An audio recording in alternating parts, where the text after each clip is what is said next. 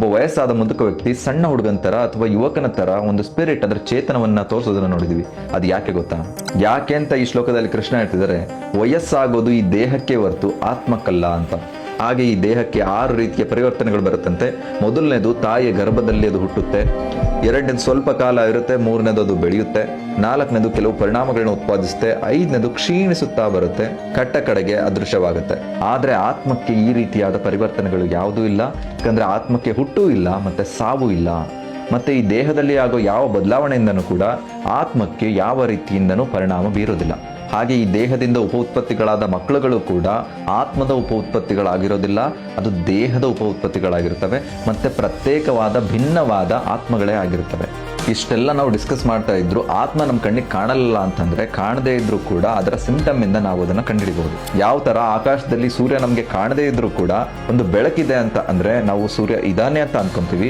ಅದೇ ರೀತಿನಲ್ಲಿ ಈ ಬಾಡಿ ದೇಹದಲ್ಲಿ ಪ್ರಜ್ಞೆ ಅಂದ್ರೆ ಕಾನ್ಶಿಯಸ್ನೆಸ್ ಇದೆ ಅಂತ ಅಂದ್ರೆ ಹೃದಯದಲ್ಲಿ ಆತ್ಮ ಇದಾನೆ ಅಂತ ಅರ್ಥ. ಈ ಕಠೋಪನಿಷತ್ ಹೇಳುತ್ತೆ, ಈ ದೇಹ ಅನ್ನೋ ಮರದಲ್ಲಿ 2 ಹಕ್ಕಿಗಳು ಹೃದಯದಲ್ಲಿ ಕೂತಿರುತ್ತಂತೆ. ಒಂದು ಜೀವಾತ್ಮ ಅಥವಾ ಅಣು ಆತ್ಮ ಅಂದ್ರೆ ನಾವೆಲ್ಲ ಆದ್ರೆ, ಇನ್ನೊಂದು ವಿಭು ಆತ್ಮ ಅಥವಾ ಪರಮಾತ್ಮ, ಅದು ಕೃಷ್ಣನಾಗಿರ್ತಾರೆ. ಆದರೆ ಇಂಥ ಆತ್ಮದ ಮಹಿಮೆಯನ್ನ ಸಂಪೂರ್ಣವಾಗಿ ತಿಳಿಬೇಕು ಅಂತ ಅಂದ್ರೆ ಯಾರು ಐಹಿಕ ಆಸೆಗಳಿಂದ ಎಲ್ಲ ಮುಕ್ತನಾಗಿರ್ತಾನೆ ಮತ್ತೆ ಪರಮಾತ್ಮನ ಕೃಪೆ ಸಿಕ್ಕಿರುತ್ತೆ, ಅವನು ಇದನ್ನೆಲ್ಲ ತಿಳ್ಕೋಬಹುದಂತೆ. ಹಾಗಾಗಿ ಇದನ್ನೆಲ್ಲ ಕೃಷ್ಣ ಪರಿಗಣನೆಗೆ ತಗೊಂಡು ಹೇಳ್ತಾ ಇದ್ದಾರೆ, ಆತ್ಮಕ್ಕೆ ಹುಟ್ಟು ಅನ್ನೋದಿಲ್ಲ, ಸಾವು ಅನ್ನೋದಿಲ್ಲ. ಅದು ಹಿಂದೆ ಹುಟ್ಟಿದ್ದಿಲ್ಲ, ಈಗ ಹುಟ್ಟಿ ಬರೋದಿಲ್ಲ, ಮತ್ತೆ ಮುಂದೆ ಹುಟ್ಟೋದು ಇಲ್ಲ. ಅದು ಜನ್ಮರಹಿತವಾದದ್ದು, ನಿತ್ಯವಾದದ್ದು, ಶಾಶ್ವತವಾದದ್ದು ಮತ್ತೆ ಪುರಾತನವಾದದ್ದು. ಹಾಗಾಗಿ ದೇಹವನ್ನ ಕೊಂದಾಗ ಆತ್ಮ ಸಾಯೋದಿಲ್ಲ ಅಂತ. ಶ್ಲೋಕ ಬಂದು, ನ ಜಾಯತೆ ಮ್ರಿಯತೆ ವಾ ಕದಾಚಿನ್ ನಾಯಂ ಭೂತ್ವಾ ಭವಿತಾ ವಾ ನ ಭೂಯಃ ಅಜೋ ನಿತ್ಯಃ ಶಾಶ್ವತೋಯಂ ಪುರಾಣೋ ನ ಹನ್ಯತೆ ಹನ್ಯಮಾನೇ ಶರೀರೇ.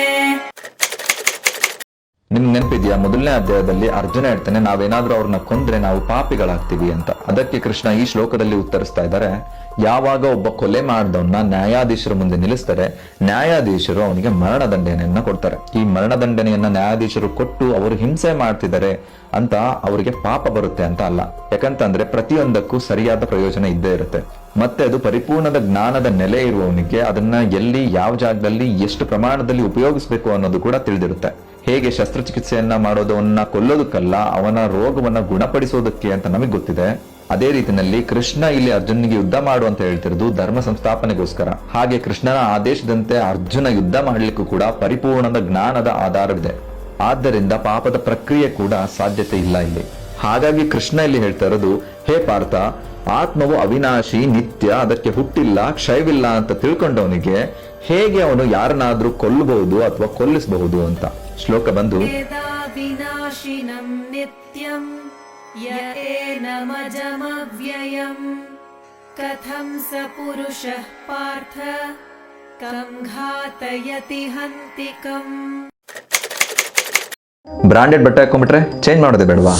ಗೀತೆನಲ್ಲಿ ಬಟ್ಟೆ ಬಗ್ಗೆ ಏನಕ್ಕೆ ಮಾತಾಡ್ತಿದ್ದೀನಿ ಅಂತ ಗೊತ್ತಾಗುತ್ತೆ, ಪೂರ್ಣ ವಿಡಿಯೋ ನೋಡಿ. ಯಾವ ರೀತಿಯಲ್ಲಿ ಒಬ್ಬ ಒಳ್ಳೆಯ ಸ್ನೇಹಿತ ತನ್ನ ಸ್ನೇಹಿತನ ಆಸೆಯನ್ನೆಲ್ಲ ಈಡೇರಿಸ್ತಾನೆ, ಅದೇ ರೀತಿಯಲ್ಲಿ ಈ ಪರಮಾತ್ಮ ಜೀವಾತ್ಮನ ಆಸೆಯನ್ನೆಲ್ಲ ನಡೆಸ್ಕೊಡ್ತಾನಂತೆ. ಕಠೋಪನಿಷತ್ನಲ್ಲಿ ನಾವು ಹಿಂದೆ ನೋಡಿದ್ವಿ, ಅದೇ ತರ ಮುಂಡಕೋಪನಿಷತ್ನಲ್ಲೂ ಕೂಡ ಅದನ್ನೇ ಹೇಳ್ತಾ ಇದ್ದಾರೆ. ಒಂದು ಮರ, ಅದರಲ್ಲಿ 2 ಹಕ್ಕಿಗಳು ಕೂತಿದೆ. ಒಂದು ಪಕ್ಷಿ ಬಂದು ಆತ್ಮ ಅಂದ್ರೆ ನಾವೆಲ್ಲ, ಲೈಕ್ ಅರ್ಜುನ ಅಂತ ತಗೊಳ್ಳೋಣ. ಇನ್ನೊಂದು ಆತ್ಮ ಬಂದು ಪರಮಾತ್ಮ, ಅದು ಕೃಷ್ಣ. ಆ 2 ಪಕ್ಷಿ ಮರದ ಮೇಲೆ ಏನ್ ಮಾಡ್ತಾ ಇದೆ ಅಂತ ಅಂದ್ರೆ, ಒಂದು ಆತ್ಮ ಅನ್ನೋ ಪಕ್ಷಿ ಅಂದ್ರೆ ನಾವೆಲ್ಲ ಆ ವೃಕ್ಷದ ಹಣ್ಣುಗಳನ್ನ ತಿನ್ಲಿಕ್ಕೆ ಆಸೆ ಪಡ್ತಾ ಇದೀವಿ ಮತ್ತೆ ತಿಂತಾ ಇದೀವಿ ಕೂಡ. ಇನ್ನೊಂದು ಪರಮಾತ್ಮ ಅನ್ನೋ ಪಕ್ಷಿ ನಾವೆಲ್ಲ ಏನ್ ಮಾಡ್ತಾ ಇದೀವಿ ಅಂತ ನೋಡ್ತಾ ಕುಳಿತಿದೆ, ಜಸ್ಟ್ ಲೈಕ್ ಅ ಅಬ್ಸರ್ವರ್. 2 ಪಕ್ಷಿಗಳು ಸ್ನೇಹಿತರಾದ್ರೂ ಕೂಡ ಒಂದು ಪಕ್ಷಿ ಆತ್ಮ ಸೇವಕನಾದ್ರೆ ಇನ್ನೊಂದು ಪಕ್ಷಿ ಪರಮಾತ್ಮ, ಭಗವಂತ, ಪ್ರಭು ಅಥವಾ ವಿಭು ಆಗ್ತಾನೆ. ಈ ರೀತಿನಲ್ಲಿ ಈ ಆತ್ಮ ಅನ್ನೋ ಪಕ್ಷಿ ಯಾವಾಗ್ಲೂ ವೃಕ್ಷದ ಹಣ್ಣುಗಳಿಗೆ ಆಸೆ ಪಡ್ತಾ ಪಡ್ತಾ ಪಡ್ತಾ ಬಹುದುಃಖದಿಂದ ಈ ಐಹಿಕ ಜಗತ್ತನ್ನ ಕಳೆಯುತ್ತೆ. ಎಲ್ಲಿ ತನಕ ಈ ಆತ್ಮ ಅನ್ನೋ ಪಕ್ಷಿ ಐಹಿಕ ಆಸೆಗಳಿಂದ ಕೂಡಿರುತ್ತೆ, ಅಲ್ಲಿ ತನಕ ಅದು ಒಂದು ಮರದಿಂದ ಇನ್ನೊಂದು ಮರಕ್ಕೆ ಹೋಗ್ತಾನೆ ಇರುತ್ತೆ. ಅಂದ್ರೆ ಒಂದು ದೇಹದಿಂದ ಇನ್ನೊಂದು ದೇಹಕ್ಕೆ ಹೋಗ್ತಾನೆ ಇರುತ್ತೆ. ಮತ್ತೆ ಒಂದು ದೇಹವನ್ನ ಬದಲಾಯಿಸಿ ಇನ್ನೊಂದು ದೇಹವನ್ನ ಪ್ರವೇಶಿಸಬೇಕು ಅಂದ್ರೂ ಕೂಡ ಪರಮಾತ್ಮ ಪಕ್ಷಿಯ ಸಂಪೂರ್ಣ ಕೃಪೆ ಇರಬೇಕು. ಈ ಆತ್ಮ ಅನ್ನೋ ಪಕ್ಷಿ ಮರದ ಹಣ್ಣುಗಳನ್ನೆಲ್ಲ ತಿಂದು ಅನುಭವಿಸೋದ್ರಿಂದ ಅದು ದುಃಖಪೂರಿತವಾಗಿ ವಿಷಾದದಿಂದ ಕೂಡಿರುತ್ತೆ. ಆದರೆ ಹೇಗಾದ್ರೂ ಮಾಡಿ ಭಗವಂತನಾದ ತನ್ನ ಮಿತ್ರನ ಕಡೆ ಮುಖ ಮಾಡಿಬಿಟ್ರೆ ಸಾಕು, ಅದರ ದುಃಖ ದೋಷವೆಲ್ಲ ಹೋಗ್ಬಿಡುತ್ತಂತೆ. ಅದನ್ನೇ ನಾವು ಶರಣಾಗತಿ ಅಥವಾ ಸರೆಂಡರೆನ್ಸ್ ಅಂತ ಕರಿತೀವಿ. ಅರ್ಜುನ ಹಿಂದಿನ ಶ್ಲೋಕದಲ್ಲಿ ಮಾಡಿದ್ದು ಕೂಡ ಅದೇ, ಶರಣಾಗತಿ ಆದ್ಮೇಲೆ ಭಗವಂತ ಅರ್ಜುನನಿಗೆ ಭಗವದ್ಗೀತೆಯನ್ನ ಬೋಧಿಸ್ತಾ ಇರೋದು. ಹಾಗಾಗಿ ಅವನು ಶೋಕದಿಂದ ಮುಕ್ತನಾಗ್ತಾನೆ ಅನ್ನೋದು ಇದು ನಮಗೆ ಸುಳಿವು. ಹಾಗಾಗಿ ಕೃಷ್ಣಲ್ಲಿ ಅರ್ಜುನಿಗೆ ಹೇಳ್ತಿದ್ದಾರೆ, ಯಾವುದೇ ಬಟ್ಟೆ ಆದರೂ ಕೂಡ ಅದು ಹಳೇದಾಗಿ ಹರಿದು ಚಿಂದಿ ಆದಮೇಲೆ ಅದನ್ನು ನಾವು ಬದಲಾಯಿಸ್ತೀವಿ. ಅದೇ ರೀತಿಯಲ್ಲಿ ಈ ದೇಹ ನೋ ಮೋರ್ ಯೂಸ್ಫುಲ್, ಇದು ನಿಷ್ಪ್ರಯೋಜಕವಾದಾಗ ಆತ್ಮ ಆ ದೇಹದಿಂದ ಬಿಟ್ಟು ಇನ್ನೊಂದು ಉಪಯುಕ್ತವಾದ ದೇಹಕ್ಕೆ ಹೋಗುತ್ತೆ ಅಂತ. ನಾವು ಈ ಬಟ್ಟೆಯನ್ನು ಯಾವ ರೀತಿ ಚೇಂಜ್ ಮಾಡ್ತೀವಿ, ಅದೇ ರೀತಿಯಲ್ಲಿ ಆತ್ಮ ದೇಹವನ್ನು ಚೇಂಜ್ ಮಾಡುತ್ತೆ. ಅರ್ಜುನ ಮೊದಲನೇ ಅಧ್ಯಾಯದಲ್ಲಿ ಕೃಷ್ಣನಿಗೆ ಕೇಳಿದ್ನಲ್ಲ, ಈ ಭೀಷ್ಮಾಚಾರ್ಯರು ಮತ್ತೆ ದ್ರೋಣಾಚಾರ್ಯರು ಅವ್ರನ್ನೆಲ್ಲ ನಾನು ಹೇಗೆ ಕೊಲ್ಲಿ ಅಂತ. ಹಾಗಾಗಿ ಕೃಷ್ಣ ಇಲ್ಲಿ ಹೇಳ್ತಿದ್ದಾರೆ, ಅವರ ದೇಹಗಳಿಗೆ ಆಲ್ರೆಡಿ ವಯಸ್ಸಾಗಿದೆ, ಮತ್ತೆ ಅವರು ಯುದ್ಧ ಭೂಮಿನಲ್ಲಿದ್ದಾರೆ. ಯಾರು ಯುದ್ಧವನ್ನ ಮಾಡಿ ಧಾರ್ಮಿಕವಾಗಿ ಸಾವನ್ನಪ್ಪುತ್ತಾರೆ, ಅವರು ಮಾಡಿದ ಎಲ್ಲ ದೈಹಿಕ ಕರ್ಮಫಲಗಳಿಂದ ಅವರು ಪರಿಶುದ್ಧರಾಗಿ ಒಂದು ಉತ್ತಮ ಜೀವನಕ್ಕೆ ಹೋಗ್ತಾರೆ ಅಂತ. ಹಾಗಾಗಿ ಕೃಷ್ಣ ಇಲ್ಲಿ ಹೇಳ್ತಿರೋದು, ಅವರಿಗೆ ಹೊಸ ದೇಹ ಸಿಕ್ತು, ಹೊಸ ಚೈತನ್ಯ ಬರುತ್ತೆ. ಹಾಗಾಗಿ ನೀನು ಶೋಕಿಸೋದ್ರಲ್ಲಿ ಅರ್ಥನೇ ಇಲ್ಲ ಅರ್ಜುನ ಅಂತ. ಶ್ಲೋಕ ಬಂದು, ವಾಸಾಂಸಿ ಜೀರ್ಣಾನಿ ಯಥಾ ವಿಹಾಯ ನವಾನಿ ಗೃಣಾತಿ ನರೋಪರಾಣಿ ತಥಾ ಶರೀರಾಣಿ ವಿಹಾಯ ಜೀರ್ಣಾನಿ ಅನ್ಯಾನಿ ಸಂಯಾತಿ ನವಾನಿ ದೇಹಿ. ಯಾವುದೇ ಕತ್ತಿ, ವಾಯುವಾಸ್ತ್ರ, ವಾರಣಾಸ್ತ್ರ, ಆಗ್ನೇಯಾಸ್ತ್ರ, ಯಾವುದೇ ಶಸ್ತ್ರಾಸ್ತ್ರಗಳು ಕತ್ತರಿಸೋಕ್ಕಾಗಲ್ಲ. ಅಗ್ನಿ ಸುಡೋಕ್ಕಾಗಲ್ಲ, ನೀರು ನೆನೆಸೋಕ್ಕಾಗಲ್ಲ, ಗಾಳಿ ಒಣಗ್ಸೋಕ್ಕಾಗಲ್ಲ, ಮತ್ತೆ ಮುರಿಯೋಕ್ಕಾಗಲ್ಲ, ನೀರಿನಲ್ಲಿ ಕರಗಿಸೋಕ್ಕಾಗಲ್ಲ. ಯಾರು ಅಂದ್ರ ಅದು ನೀವೇ. ನೀವು ಅಂದ್ರೆ ಈ ದೇಹ ಅಲ್ಲ, ಆತ್ಮ. ಕೃಷ್ಣ ಮತ್ತೆ ಮತ್ತೆ ಹೇಳ್ತಿದ್ದಾರೆ, ನೀವು ನಿತ್ಯರು, ಬದಲಾವಣೆ ಇಲ್ಲದವರು, ಶಾಶ್ವತರು, ಹಾಗೆ ಅಚಲನಾದವನು ಮತ್ತೆ ಸನಾತನವಾಗಿ ಒಂದೇ ಆಗಿರ್ತಾನೆ ಅಂತ. ಈ ಶ್ಲೋಕದಲ್ಲಿ ಸರ್ವಗತಃ ಅನ್ನೋ ಪದ ವಿಶೇಷವಾದ್ದು. ಯಾಕಂದ್ರೆ ಜೀವಿಗಳು ಭಗವಂತನ ಸೃಷ್ಟಿಯಲ್ಲಿ ಎಲ್ಲೆಲ್ಲೂ ಇದಾವೆ ಅಂತ ಈ ವರ್ಡ್ ಹೇಳುತ್ತೆ. ಭೂಮಿ ಮೇಲಾಗಿರ್ಬೋದು, ನೀರಿನಲ್ಲಾಗಿರ್ಬೋದು, ಗಾಳಿಯಲ್ಲಾಗಿರ್ಬೋದು, ಅಷ್ಟೇ ಯಾಕೆ ಅಗ್ನಿಯಲ್ಲೂ ಕೂಡ ಜೀವಿಗಳು ಬದುಕ್ತವೆ ಅಂತ. ಯಾಕಂದ್ರೆ ಕೃಷ್ಣನೇ ಇಲ್ಲಿ ಸ್ಪಷ್ಟ ಮಾಡ್ಬಿಟ್ರು, ಬೆಂಕಿಯಿಂದನೂ ಕೂಡ ಈ ಆತ್ಮವನ್ನ ಸುಡೋಕಾಗೋದಿಲ್ಲ ಅಂತ. ಹಾಗಾಗಿ ಇಲ್ಲಿ ಭಾವಾರ್ಥದಲ್ಲಿ ಹೇಳ್ತಿದ್ದಾರೆ, ಸೂರ್ಯಗ್ರಹದಲ್ಲೂ ಕೂಡ ಅಲ್ಲಿಗೆ ಸರಿ ಹೊಂದುವ ದೇಹದಲ್ಲಿ ಜೀವಿಗಳಿದ್ದಾರೆ ಅಂತ. ನಾವೇನಾದ್ರೂ ನಮ್ಮ ಸೀಮಿತ ಬುದ್ಧಿಶಕ್ತಿಯನ್ನು ಉಪಯೋಗಿಸಿ ಸೂರ್ಯಮಂಡಲದಲ್ಲಿ ಜೀವಿಗಳು ಇರಲಿಕ್ಕೆ ಚಾನ್ಸೇ ಇಲ್ಲ ಅಂತಂದ್ರೆ, ಇಲ್ಲಿ ಕೃಷ್ಣ ಯೂಸ್ ಮಾಡ್ತಿರೋ ಸರ್ವಗತಃ ಅನ್ನೋ ಶಬ್ದಕ್ಕೆ ಅರ್ಥವೇ ಇಲ್ಲ ಅಂತ ಆಗೋಗುತ್ತೆ. ನಾವು ಆಕ್ಚುಲಿ 2 ಶ್ಲೋಕವನ್ನು ಡಿಸ್ಕಸ್ ಮಾಡಿದ್ವಿ. ಶ್ಲೋಕ 23 ಬಂದು, ನೈನಂ ಚಿಂದಂತಿ ಶಸ್ತ್ರಾಣಿ ನೈನಂ ದಹತಿ ಪಾವಕಃ ನ ಚೈನಂ ಕ್ಲೇದಯಂತ್ಯಾಪೋ ನ ಶೋಷಯತಿ ಮಾರುತಃ. 24ನೇ ಶ್ಲೋಕ ಬಂದು, ಅಚ್ಛೇದ್ಯೋ ಅಯಂ ದಾಹ್ಯೋ ಅಯಂ ಕ್ಲೇದ್ಯೋ ಶೋಷ್ಯ ಏವ ಚ ನಿತ್ಯಃ ಸರ್ವಗತಃ ಸ್ಥಾಣೋ ಅಚಲೋಯಂ ಸನಾತನಃ. ಕೃಷ್ಣ ಆತ್ಮದ ಗುಣಲಕ್ಷಣಗಳನ್ನು ಮುಂದುವರಿಸ್ತಾರೆ. ಈ ಶ್ಲೋಕದಲ್ಲೂ ಕೂಡ ಆತ್ಮನು ಕಣ್ಣಿಗೆ ಕಾಣೋದಿಲ್ಲ, ಅದು ಗ್ರಹಿಸೋಕ್ಕಾಗೋದಿಲ್ಲ, ಹಾಗೆ ವಿಕಾರ ಕೂಡ ಹೊಂದೋದಿಲ್ಲ. ಹಾಗಾಗಿ ಇದನ್ನ ತಿಳಿದ ಮೇಲೆ ನೀನು ದೇಹಕ್ಕೆ ದುಃಖಿಸಬಾರದು ಅರ್ಜುನ ಅಂತ ಹೇಳ್ತಿದ್ದಾರೆ. ಭಾವಾರ್ಥದಲ್ಲೂ ಕೂಡ ಹೇಳ್ತಿದ್ದಾರೆ, ನೀವು ಎಂಥ ಮೈಕ್ರೋಸ್ಕೋಪ್ ಸೂಕ್ಷ್ಮ ದರ್ಶಕವನ್ನು ತಗೊಂಡ್ಬಂದು ನೋಡಿದ್ರು ಈ ಆತ್ಮ ಕಾಣೋದಿಲ್ಲ. ಹಾಗಾಗಿ ಕೃಷ್ಣ ಇದನ್ನ ಅದೃಶ್ಯ ಅಂತ ಹೇಳ್ತಾರೆ.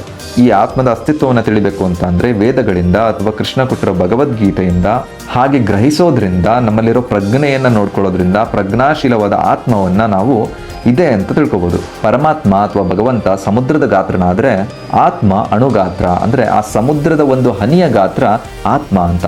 ಆತ್ಮನಿಗೂ ಪರಮಾತ್ಮನಿಗೂ ಅಗಾಧವಾದ ವ್ಯತ್ಯಾಸವಿದೆ, ಕ್ವಾಂಟಿಟಿ ಅಂದ್ರೆ ಗಾತ್ರದಲ್ಲಿ. ಆದ್ರೆ ಕ್ವಾಲಿಟಿ, ಗುಣದಲ್ಲಿ ಇಬ್ಬರೂ ಕೂಡ ಸೇಮ್, ಒಂದೇ ಅಂತ ಹೇಳ್ತಾರೆ. ಹಾಗಾಗಿ ಪದೇ ಪದೇ ಕೃಷ್ಣ ಹೇಳ್ತಿರೋದು, ದೇಹಕ್ಕೆ ಬದಲಾವಣೆ ಇದೆ, ಈ ಆತ್ಮಕ್ಕೆ ಬದಲಾವಣೆ ಇಲ್ಲ. ದೇಹ ಸಾಯುತ್ತೆ, ಈ ಆತ್ಮ ಸಾಯೋದಿಲ್ಲ. ಹಾಗಾಗಿ ದುಃಖಿಸೋಕೆ ಅವಕಾಶನೇ ಇಲ್ಲ ಅರ್ಜುನ ಅಂತ.